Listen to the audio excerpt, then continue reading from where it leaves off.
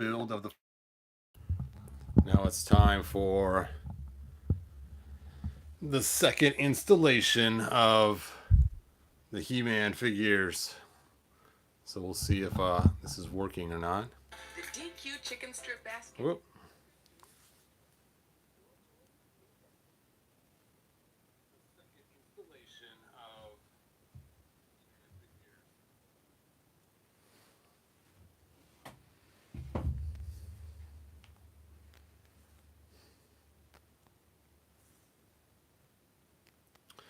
All right, we got just a little over a minute left.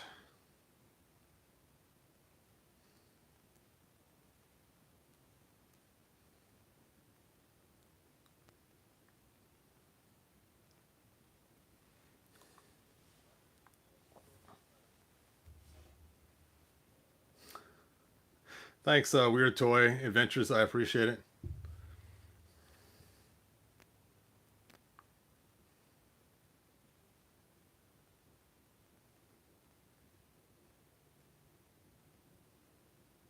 "46 seconds, and the countdown begins." So my new Spirit of the Grayskull did finish printing. I was hopefully going to show it on this video, but I decided to wait and do its own separate video later on, probably tonight after dinner or something. Hey Jason, thanks for joining us. And this video won't be too long, hopefully, and then I'll have another video later on, maybe showing that Spirit of Grayskull, the one that's made to fit onto the Origins castle that I've fixed in another video. All right, Jinx Caliber. Hey, I haven't talked to you for at least 12 minutes, right? Anyway, time to start it. I forgot to have my sound on. I can't believe that. Anyway, so today we're going to talk about the two figures that were released in December of 2008, and they released at the same time, and they are He-Man and Beast-Man. And so here they are, and it's funny is because we got King Grayskull in July, and it was basically a San Diego Comic-Con release. And so it wasn't really part of the Matty Collector collection, which this was the first two figures that were. And so I remember when he got these, they were pretty cool. I'm going to show you the box that we got them in. So let me scoot these guys aside for a minute. And as you can see here, it says first release He-Man, don't open. But I'm going to just open the outer white box. And you can tell it's a first release He-Man because he has red in his eyes. And that red in his eyes does not mean that he was sprayed with pepper spray. It means that they did a red wash on his eyes to make it look, I don't know why they did that, but that was something they wanted to do for the coloring. You could see they had all kinds of shading and coloring on him. I'm just going to set this aside and pull the actual figure out so we can look at it. Boop, there it is. And again, really cool figure. A short while later, they did release a second version. Here he is. When he has the red toned down so it's not quite so strong on his face. Now, as I mentioned yesterday in the King Grayskull video, the one they showed us for Comic-Con was this right here, which was I thought was really cool, and I really wanted this figure when I first saw it. And you can see he does actually have some red on his eyes, but his face is quite a bit different. If you take a look at these faces, there is quite a lot of difference between the one on the phone and the one in real life there. So you can kind of see who, let me just shrink that down a little bit so it's about the same size. There we go. Bada bing, bada boom. And even the one we got first, even that's still quite a bit different too. So you can kind of see the difference in there. And his cuffs on here were actually gray, not orange. So the figure they showed us originally actually had gray cuffs on it. So there's just some slight differences. And the belt was one solid color and more of a yellowish orange as opposed to the red and burgundy, or the orange and burgundy belt that we got. So some color differences, but still very, very similar. And there, of course, the boots are more red than the boots we got. The ones we got are more brown. So there you go. There you go. But yeah, I remember I thought it was so cool. Look how far his hair hangs down on his eyes. Now, I actually made a website spot that talks about how to fix He-Man's hair, because almost all of their hair is really a little bit too high on their forehead compared to the sculpt. And it's just because of the glue they use. So I have taken many He-Man figures and have fixed their He-Man balding issue. Let me show you my site really quick. For those that don't know, if you go to he-bro.com, you can get to my site. he-bro.com.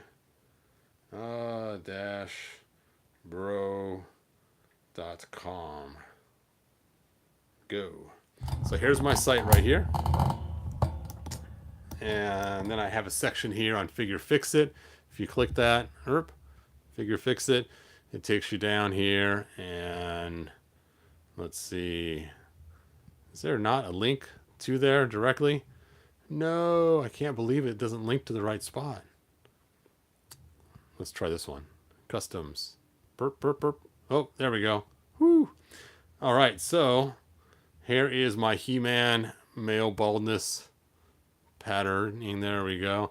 And so in the package, look how this He-Man looked. And it's just like, his hair is so far off, it's ridiculous. So the way you fix this is you throw his head in hot water, you pull it off, and you can see the gloop of glue and paint that fill that area. And it's actually shifted. See the front right there? And that shifting, when they put together the hair, is what causes it to be held up as high as that spot is. There, I pointed out right there. And you just sand it out. And after you sand it out, then you just glue it back on, and bada bing, bada boom, it looks like the prototype. Hooray. So that's one of the things. So we got He-Man. We got the two different releases. This one came out a little while later, but here was the first release. And one way you can tell if you have a first release or not is not just by the head, but also by the crotch piece. Notice how wide this is here. Now, it's hard to tell what I'm talking about until you see the other one. Whoop. And take a look at the difference between the crotch pieces. So the original one that was released first has the wide crotch, and then the later released one has the more narrow crotch. Now, it's funny is everybody wanted the narrow crotch because it makes his hips look skinnier. See how wide his hips look in that one, and then his hips look normal in this one here. So we got a wide-hipped He-Man and a narrow-hipped He-Man. But this one rides Battle Cat better. He actually fits on Battle Cat better because of that extra width in his lower area there. And of course the sword fits in his back, and he came with a half sword too that you could later on mesh with Skitty-Tor's sword. Now, just like I mentioned yesterday, if you stuff on the shield onto his wrist, you'll get those white marks. See the difference? How you first get it before that? And so if you want to put a shield on, you never want to just stick it on cold. You always want to warm it up first and then put it on, and don't stretch the plastic out. Otherwise you will end up with those white marks. And they're really hard to get rid of, and you might even damage the shield getting rid of it. All right, let's talk about Beastman first before I jump into the other He-Man things I have sitting around here. So we also got Beastman, and he has the narrow crotch. So he only came in just one style. And believe it or not, we actually did have, was it an error Beastman? No, it was an error, never mind. We'll talk about that guy later. Different video, later on. So Beastman came with one weapon, and that was his whip. Whatcha!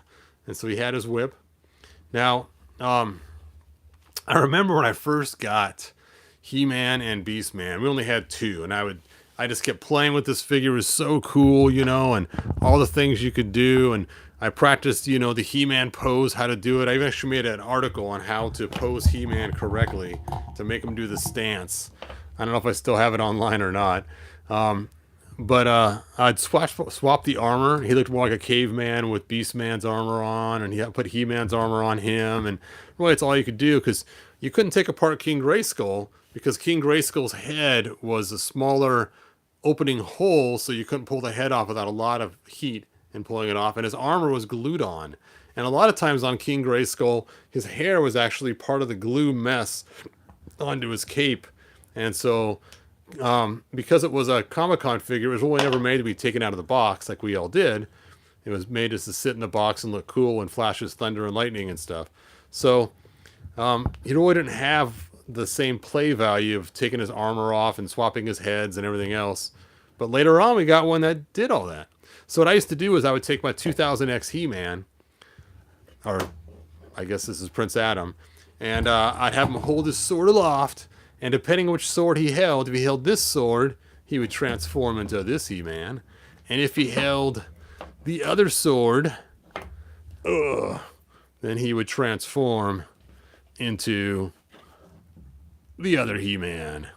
Ho! So luckily he had a large extra size hand on this side to hold that extra sword. And so that's what I used to pretend is when he would use this sword, he would turn into the He-Man that we know and love from the 80s style look. All right, so it was kind of funny doing the swap of the armor and stuff, because basically I created a He-Man Beastman and a Caveman He-Man, and that was kind of cool. Now we saw later on in one of the PowerCon exclusives for the game that some guy made a character called He Beast for his character, and I loved that idea, so I created a He Beast. Now, just a few minutes ago, I was talking to, let's see who it was. I got it here on the chat. It was, Master Far. Master Far said, did you know in Beauty and the Beast that the Beast's name is Prince Adam? Now, I did know that, and I kind of chuckled about it for a minute, but as we got talking back and forth, I realized, imagine if Prince Adam was the one that turned into Beast Man, and he also turned into He-Man, the two figures we got first, right? And we could have a storyline that you never see them together at the same time. Nobody knows why. It's because Prince Adam turns into both of them depending on how he transforms. Where he transforms into the He-Man or the Beast Man, which then of course would open up for He Beast, which is a combination of both. When he has his broken 2000X power sword, and then he turns into He Beast, which is half Beast Man, half He-Man. Anyway, just kind of a thought I had just while I was sitting here waiting for the 10 minutes to go by to start my video. It's like, that's kind of funny, being that Disney uses, like Master Far said, the name Prince Adam for the Beast from Beauty and the Beast. Hold your shield, man. All right. So that is those two figures. So let's go and talk about quick customs. So obviously one of the first customs I did right off the bat, because we don't even have a lot of parts, was to take an 80s He-Man head, hog it out, some O-rings, some heat shrink tubing, and boop, there you go. There's your 80s He-Man look. Which is a real easy way to make your 80s He-Man look, you know. There he is. Looks like the He-Man we know and love, we grew up with, but yet it's still the awesome articulation of the full He-Man figure. Now, of course, we did have knockoffs. This is a Chinese knockoff. And what's funny about the Chinese knockoff is it actually has some pretty good qualities. Well, first of all, you can see that the orange is a little brighter orange on his belt. And the orange on his wrist cuffs are also brighter too. So you get a much brighter orange on the paint jobs on the Chinese reproductions or knockoffs. Now, this is not the head that came with the Chinese reproduction. I stuck this head on here because the head it came with was just awful looking. So this actually is from one of the other variants of He-Man. Let's see which one it was. I think it was not Flying. Yeah, it was Flying Fist. Not Flying Fist, but the one with the spinning blade, the spin blade He-Man, whatever it's called. I forget what they call it, but he has the spinning blade and the spinning shield. So this head is not part of the knockoff thing. But what's funny is right here, look at the crotch size. Now, if you look at this, I does have my black O-rings on both sides to make his legs so they don't flop around. It's not the wide one, and it's not the skinny one. It is right in between those. It is neither wide nor skinny. It's its own. So that's another way you can tell you're a Chinese knockoff or not, is look at the crotch, and it's not the wide one, it's not the skinny one, it's its own thing. The loincloth in the Chinese ones are also much stiffer, And the boots are actually higher quality, which is funny because the boots are usually not as loose and are made of a more rubbery material that actually is better than the ones we got. Now, I have a whole video on just describing this guy. Under a black light, you can definitely tell that it's a knockoff figure. But it is funny how some things on it are better. Like his arms are a little more rubbery. And like I said, the boots are better. This is kind of nice that it's kind of in between, so it does still kind of fit on Battle Cat, but yet not as wide as the wide-hipped He-Man. So it just has some crazy advantages, except for the head. The head was awful, so you got to do a head swap on him if you're going to use him. All right. Also, the armor sometimes is not the best either. But anyway, that was Knockoff He-Man. Knockoff He-Man. Let me look at your guys' questions. Yes, Beast Man, my favorite. All right, Mike. Awesome. I want the classics beef. Oh, I didn't show you my other custom. Burp. Here's my 2000X Beast Man. And this one right here is based obviously on the classics Beast Man. And you can see I used the 2000X parts, like his hands and his cuffs. And I guess that's it. That's all I used. And lots of paint. So there you go. And then of course if I want I could stick the whip in there, but the whip that comes with classics works really good in his hand. But you could stick the other whip in his hand too if you wanted to. Anyway, so there is my 2000X ISK custom. Now I have made other 2000X Beastmans before that are monstrous in size, but I wanted to have one that was just the same size. All right. Hey Ronald, thanks for joining us. Is that how you got your idea for He-Beast? I thought it was just a funny parallel. No, it's not how I got the idea for He-Beast. It was just that they came out at the same time, and I kept switching armor on them and stuff. I didn't think about the Prince Adam connection with the Disney's thing. But when you mentioned it, that's when I got the idea about them being the same guy. Kind of like oh, there was this cartoon, I think it was Wacky Racers, and you find out the good guy and the bad guy are actually the same character. And he just transforms between the two of them. He becomes the evil guy and the good heroic guy. You know, and Penelope, whatever her name is, Penny Penelope, whatever, I don't know. She is always being chased by him. I want to find a classics Beastman. Hope to find a decent price one. Mike, I hope you can too. What's funny about that is when they first came out, these sat on Matty Collector for a really long time. And I'm surprised how long they sat there. They didn't sell out very quick. And people kept buying tons of Beastmans. And I remember this one guy, he went and bought, I don't know how many he bought, but he turned a bunch of them dark bluish purple and made Shadow Beasts out of them. So he made a whole army of Shadow Beasts out of his Beastman. And it was like, that's kind of cool, man. Doing your whole Shadow Beast thing.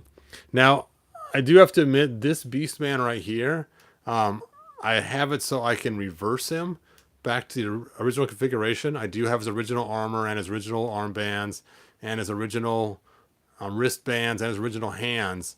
So if I wanted to, I can just heat these up, pull them off, put his regular hands back on, swap out his armor, cut these off, pull this off, and put him back to the original configuration. Well, except for his loincloth. That's a little more work, but I'd still have his original loincloth too. So I try to do that with most of my customs. I try to make it so I don't actually damage the figure underneath, so that I can try to put them back to original configuration if I have to. Oh, Space Race. Thank you. That's what it was, Space Race. What were the names of him and that bad guy that he would switch back and forth? That was the craziest thing, that he was the same guy. I mean, it's almost messed up. It's almost like the nurse that causes their patient to become sick so they can save them. You know, it's the same kind of disease. So really, he's just a bad guy all the time. It's not ever a good guy, because when you're just, you know, a good guy pretending to be one, you're still a bad guy, right? Right? Okay. Anyway, Master Far is asking what I use for 3D scanning. I actually use two different things. I use the Pop 3, and I also use, oh, what is it called? I actually have a separate video on it. I can send you, Mike, on what I use for my 3D stuff. Captain Cool and Phantom Pink. Wow. Those are quite the names. That's funny. What is it called? Wait, that's what it's called. Facebook Eternia.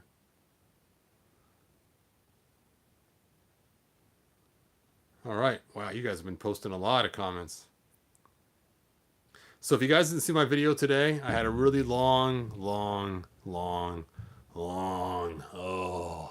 boring video on working on the floor for the castle. So I got stuck at a point during the boolean. I'm going to do another video in a couple days where I continue on from that point, and I have some ideas on how to do it.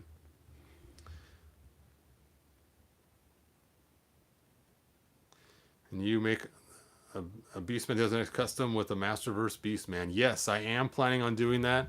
I actually have a 2000X Beastman, I'm sorry, a Revelation Beastman on my shelf waiting to get made. I got the heads that I created for it. I just got to print them out. And so, yeah, I'm pretty excited about making that. Do you think Revelation toys should have just been toys in Origins? I'm really glad they were not, because I want the bigger bucks. Otherwise, I could not have made my Giant King Grayskull I made, or anything else. And for those that have missed out on Fisto when Classics came out, they wouldn't be able to just stick them in their collection now. So I'm kind of glad that we have figures that are the same height-ish as Classics for Revelations. That was cool. Do you sell the pieces to make Origins Hebrew? I do not. The guy who sells them, what is his name? If you look at my Hebrew video, you'll find his name on there. I have a video on how to make your own Hebrew. And just tell him you want the Hebrew yellow, and tell him that Hebrew sent you, and he'll know what to make you. It is a little spendy. I think the armor is $20 and the sword is $10. So you're looking at $30 for the parts. And then the little Bible I got on Amazon, and I think it's only like $5 or less. So you're looking at $35, $40 for shipping, probably, maybe a little more. And then, of course, you have to get Clamp Champ, which is why I stopped making them. It just was not worth the amount of money I would spend on the parts to make them, and then later on sell them. People never wanted to pay what I paid for the parts to make it. So it's kind of frustrating, because I would, buy a Clamp Champ, I'd pull Clamp Champ apart, and then, by the time I would put it all together and make a Hebrew, someone's like, yeah, I don't want to pay that price. That's kind of spendy. It's like, well, yeah, it is kind of spendy, because, you're buying the whole entire, all the stuff I make plus my time. So, and nobody even wanted to pay what I got just for parts. So here is what the sword looks like when it's matched with Skeletor's sword, in case you were curious. And there are some guys that made some really cool custom pieces where you take this sword and you would stick it into this little, I forget what it was, rocks or something, and it had a mirror behind it. And so you would see the reflection of Skeletor's sword in the mirror, and you'd see He-Man's sword facing you. And so it was like the mirror image was the evil sword. And it's like, dude, that is a cool design. The mirror had like a frame around it, and it was kind of cool. And I remember him selling a bunch of those online. Do you have an Origins Hebrew? I do, actually. I guess I will pull him out and show you. I actually made a video on making my Origins Hebrew. I actually had the parts pre-ordered way ahead of time, knowing that someday they'd make Clamp Champ. And if they didn't, I would just use the parts and make them with something else. Where are you, Hebrew?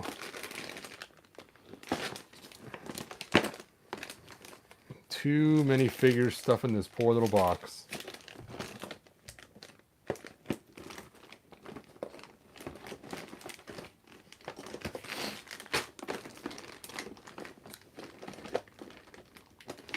Maybe I didn't put him away. Maybe he's still sitting out somewhere. Oh, there he is. Ba-da! Dun-da-da. There he is.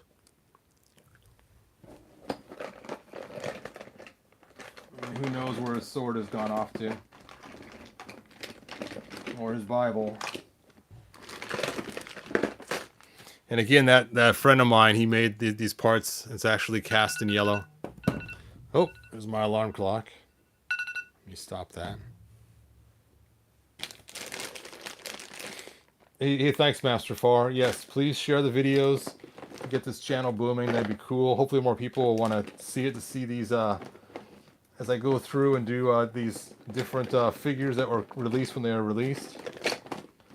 That would be cool. Like I said, the first part of the video is all about the figures that were released. The second part's just to answer your guys' questions. So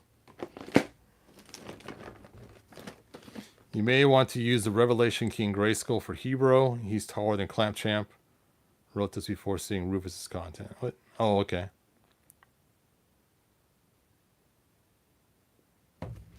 Nice.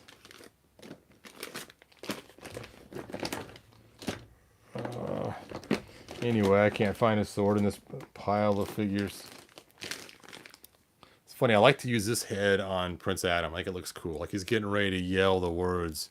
And the wind's coming in from, you know, from all the stuff on the lightning. By the power of grace. It's like, almost like it's raining. You'd imagine the rain just coming down, the lightning. So this is my Prince Adam head. Because he's yelling, I have the power. Anyway, I can't find Hebrew's sword right now. It is in a pile of my figures. All right. So, that's pretty much it. I do have to admit, though, when I first did get the He-Man figures, I was, like I mentioned yesterday, kind of upset of their height. I really wish they were the same height as our 5.5-inch figures, so I could just add the figures I want to my collection. I was planning on at least getting He-Man and a couple others, and then using my other figures just for that I already had, because I collected a lot of 5.5-inch figures. Since then, I've sold the majority of my 5.5-inch figures, and I focus on classics. So now I'm kind of glad, like I said, Revelation is the same size. So it would have been a bummer if they only went back to this size for Origins. Anyway, and like I mentioned yesterday, who can remember why they made them bigger? Is because the developer decided that because we were little when we had these, that these would feel the same in our hand as adults, which is kind of a cool idea. You know, I like that. That's kind of clever. But still, like I mentioned last night, is if they would have released Origins and Classics at the same time, I would have gone straight for Origins because they had the shoulder articulation. They already matched the size figures I had and all the vehicles I had. So I would not have bought very few Classics, maybe just a couple. And back then I wasn't doing videos, so I just would have bought a couple just because. I probably would have bought He-Man and Skeletor and a couple others, and that would have been it. So it's probably good that Mattel did not release Origins and Classics at the same time back in the day, because I don't know how many other people would have skipped on Classics because they were the wrong scale compared to what they already had. I mean, I don't know how many things I had to retrofit now to fit my Classics guys. So, all right. Hey, thanks, Mike, for sharing my videos. I really appreciate it. All right. Well, Gadget, thanks for joining us. And Rufus Rogers, thanks for joining us too. It's really cool. Use your Clampchamp to make a Revelation style King Grayskull. Let's see. What do you think about the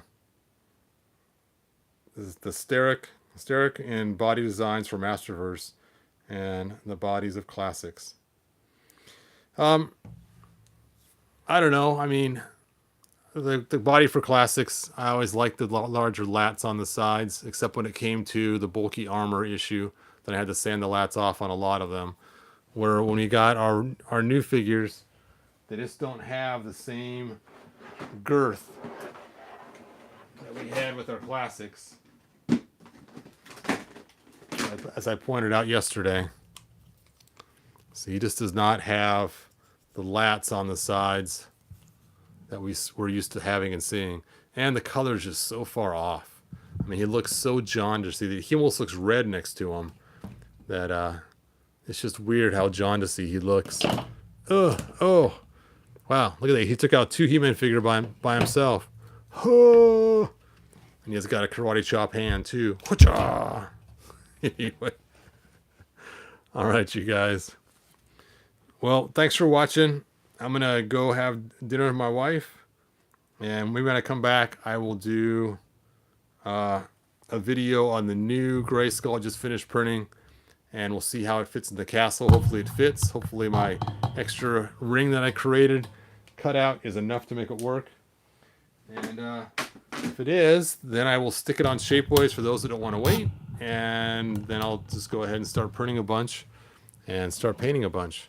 And as long as, you know, the price is worth it for me to keep doing it, I'll do a few. So there we go. I probably won't do more than 10 though. So just a heads up. And I'm only doing one giant one, which is on eBay right now. So there you go. Yeah. He does look way too yellow. Almost sickly. You are right, Gadget.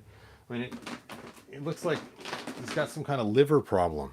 I mean, he's just so jaundicey. And it's funny, too, because with Savage He-Man... where are you, Savage He-Man? I think he's the same yellow jaundicey color underneath his wash. So I don't want to clean off the wash. So I'm afraid if I do, that then I'll have a jaundice He-Man. So I'll leave the dirt scrub on him. But they should have made him similar to Triclops color. I mean, that's a little closer. You know, not exactly. It's still a little too red, maybe. I'm going to complain right now. It's too red, but or too orangish. But it's still a lot closer than what we were getting from this. So, anyway. Too bad you couldn't use him for a He-Man buck. It's these weird markings on his shoulders and stuff and his hands. Otherwise, he'd make a good buck for He-Man and just kind of do a few swaps on him. And then do a wash on He-Man's head to make it match.